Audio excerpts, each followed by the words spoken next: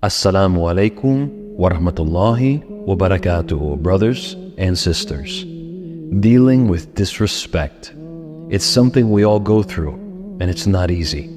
But what if I told you that Islam has a solution to this problem? Our Prophet Muhammad sallallahu alaihi wasallam said, "The strong man is not the good wrestler. The strong man is only the one who controls himself when he is angry." Sahih Bukhari. Think about this for a moment. True strength isn't about overpowering others. It's about mastering yourself, especially when faced with disrespect. So, in this video, I will tell you 7 practical principles to help you approach disrespect with calmness. As always, I challenge you to stay strong and watch this video until the very end. Do not be weak. Number 1. Protect yourself from ignorance. In the Quran, Allah guides us through moments of disrespect in Surah Al-Furqan. وَعِبَادُ الرَّحْمَنِ الَّذِينَ يَمْشُونَ عَلَى الْأَرْضِ هَوْنًا وَإِذَا خَاطَبَهُمُ الْجَاهِلُونَ قَالُوا سَلَامًا, which is translated as, "And the servants of the Most Merciful are those who walk upon the earth easily, and when the ignorant addresses them harshly, they say words of peace." Now, let's break this down with a real-life example. Imagine someone makes a disrespectful comment about you, your character, or your abilities. In that moment of hurt, you must remember the advice of Allah and the words of the Nabi sallallahu alaihi wasallam, who said, "He who believes in Allah and the last day must either speak good or remain silent." Riyadus Salihin 1511. Instead of reacting impulsively and losing your dignity by dropping to their level, speak words of peace and good. And if you cannot do that, then simply tell them firmly to speak good or remain silent. And if you can't do that, then remain silent or leave. Understand this. This person's insulting words and behavior are about their own bad upbringing, their bad mindset, and their even worse manners. The one without manners has little to no iman. Their bad manners towards you are actually a reflection and proof of their own low quality. It is not a measure of your true value. It is the superior one who can respond in a better way. So remember, the best way is to respond with words of peace. If angry, then don't speak. Say "A'udhu billahi minash shaitanir rajim." Then sit down, lie down, or if you don't feel safe or calm, simply leave. Not every situation needs to be addressed right then. Only when you respect yourself and maintain your composure will you show true strength. Number 2. Self-reflection. In Islam, self-reflection is something that our Prophet Muhammad sallallahu alaihi wasallam encouraged us to engage in. He said, "Take account of yourselves before you are taken to account." Tirmidhi. Now, imagine a person makes a disrespectful comment about your choices or actions. Instead of immediately reacting, take a moment to self-reflect. Ask yourself if there's any truth in his or her words. Did you unintentionally do or say something wrong? You must ask yourself these questions before you act. Take time to reflect in a safe place when you're calm and thinking clearly. In Islam, the practice of self-reflection is the way to personal growth.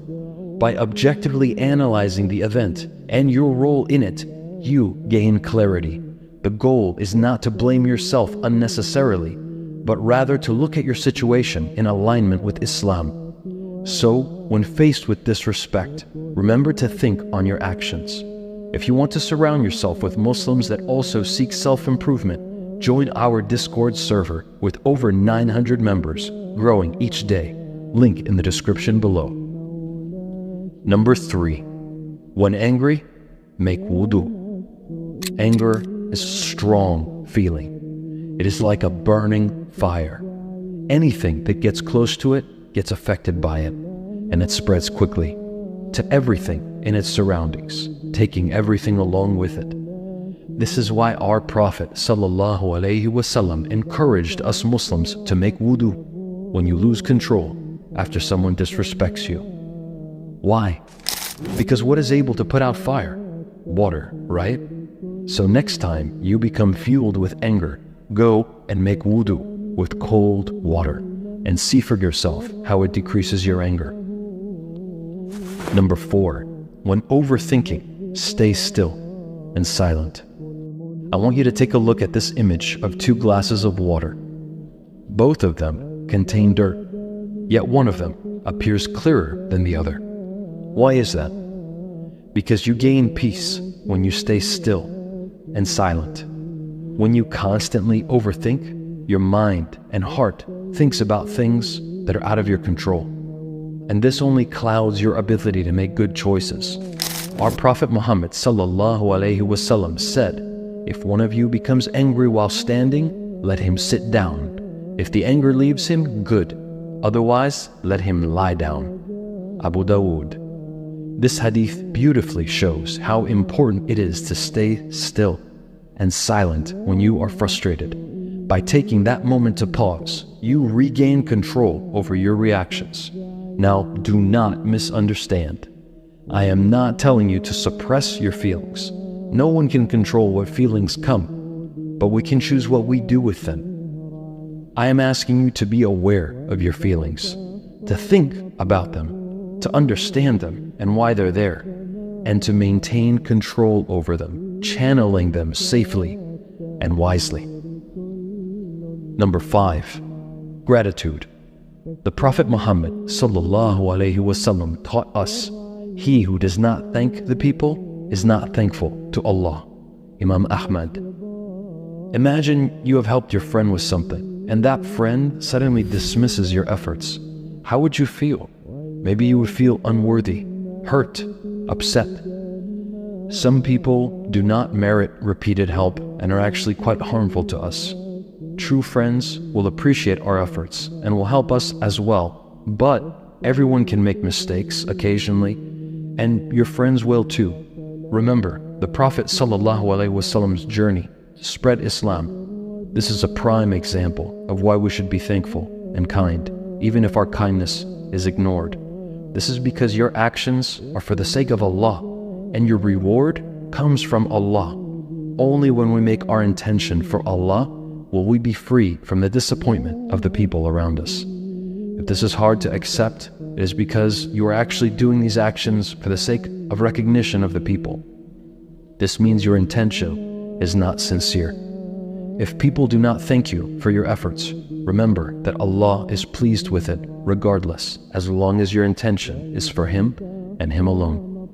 It is also important to be grateful for your life, even if you're trapped with a thankless relative or family and feel unappreciated. Remember that Allah sees you and appreciates you, and your reward is even greater because of the difficulty you face. Remember all the good that you have, and know that there is certainly someone else in another part of the world that would be happy to trade you for your problems, because their life is so much worse. With this in mind, you can feel grateful for the decree of Allah in your life. Increase in Iman. Increase your blessings from Allah, and become a good example for those around you. Number 6, Tawakkul. In the Quran, we are reminded that Allah is the ultimate controller of all things, all situations, all destinies. This trust in Allah and Him alone is called Tawakkul. Allah is interpreted to have said in Surah At-Tawbah, قُلْ لَن يُصِيبَنَا إِلَّا مَا كَتَبَ اللَّهُ لَنَا هُوَ مَوْلَانَا وَعَلَى اللَّهِ فَلْيَتَوَكَّلِ الْمُؤْمِنُونَ.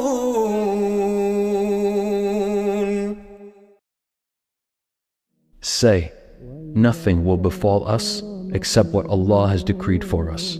He is our protector. Let the believers then put all their trust in Allah. People can say and act in different ways that is un-Islamic. But if you let it affect your emotions and actions, suddenly you will see yourself falling into their trap. So trust that Allah's plan is way bigger than any small-minded incident of disrespect. And know that this difficulty is a test of your character, your heart, your submission to Allah, and your trust in His Sharia and His Messenger sallallahu alaihi wasallam. Number 7, forgiveness. In Islam, forgiveness is like a superpower. It brings peace to your heart. The Quran teaches us about forgiveness in Surah Al-Imran, verse 134, that Allah loves those who pardon others. Imagine a friend or family member saying something hurtful to you. We all have experienced this at some point. Now, instead of holding on to that pain, you can choose to forgive. The Prophet Muhammad sallallahu alaihi wasallam said, "It is not lawful for a Muslim to stop talking to his brother for more than 3 days." Sahih Bukhari. However, do remember that this is in the case of the one who is not doing injustice to you and who is not harming you in your religion. Forgiveness is not saying what happened is okay. It's saying, I won't let this hurt me anymore. And it's taking your reward from Allah. It's like freeing yourself from a heavy load on your back. By forgiving, you can let go of the anger and the resentment, making room for growth and contentment. However, do not let that person back into a position where they can hurt you again or be close to you unless they have sincerely apologized and reformed their ways. Islam does not tell us to be punching bags for others.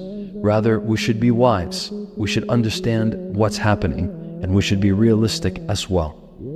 Know this, Allah will see your actions and reward you immensely for that. So choose to forgive and watch your heart become lighter.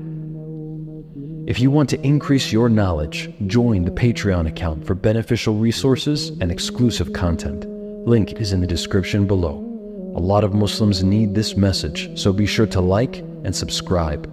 Write Brave Deen at the end to let me know you made it. May Allah reward you for your efforts. Until next time, stay blessed and steadfast. Assalamu alaikum wa rahmatullahi wa barakatuh.